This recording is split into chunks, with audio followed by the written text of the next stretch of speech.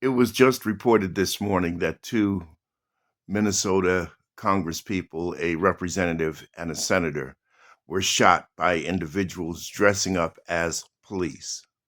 This is directly linked to Donald Trump. Donald Trump has allowed his former Proud Boys and other J6 insurrectionists to work for ICE. They, in turn, cover their faces and wear masks.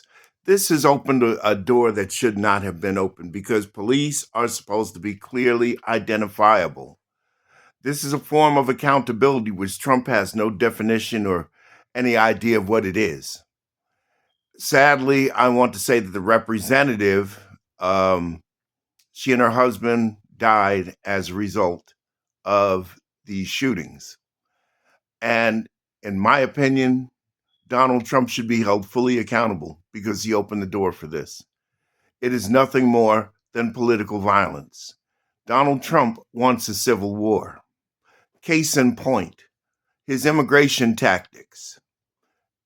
Let's talk about Kilmar Abrego Garcia for a minute. Yes, he's back when Trump swore up and down that he couldn't bring him back, and Bukele said that he wouldn't send him back, but he's back. But now he's in Tennessee facing charges that he allegedly smuggled hundreds of people across the country, thousands maybe. And this is the result of a traffic stop in 2022 in Tennessee.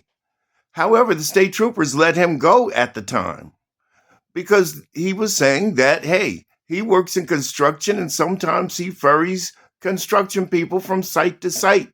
And not all construction people are white Anglo-Saxons.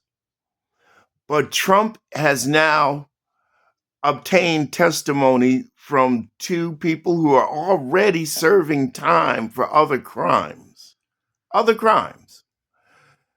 who have nothing to lose if they testify, but everything to gain because they'll get time cut off of their sentences or freed. He's enlisted these people. Yesterday, there was a hearing in Tennessee that went from 10 a.m. to 5 p.m. where the judge scrutinized every single bit of the case. And if I was the judge sitting on that case, being objective, I would have been able to see that what you're trying to do is cover up your error. You deported the man. You shouldn't have deported the man. Here we are years later, 2 years later, 3 years later, and you're bringing up charges of an investigation that he wasn't arrested for back then. When you shipped him out of the country illegally, those charges hadn't surfaced. All of a sudden, now when you bring him back, as soon as he gets back, here's these charges. We all know that's a cover-up and a frame job, and it's garbage, and they're just looking for a reason to send him back out to justify themselves, to say, we didn't make a mistake, he is a criminal.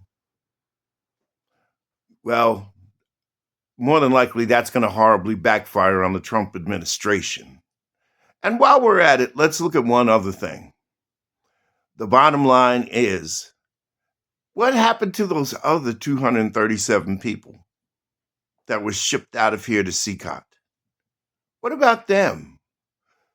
Maybe some of them didn't have somebody to advocate and stick up for them like Abrego Garcia did. How many of those people are being subjected to torture and CECOT behind Trump's illegality? There is a distinct problem right now in America, and that problem is Donald J. Trump. I don't care. You want to say Trump 28? Well, you're a damn fool. If you want to say I'm stuck on stupid, you're a damn fool or a troll. Say what you want to say, but the truth is the truth, and sometimes it hurts. We told you last week, we don't even want you to admit that you made a mistake in this. What we asked you to do is be a real, honest-to-God, patriotic American and side with us and call this thing out for what it is. Donald Trump is bad for America. We warned you, and now it's coming full tilt.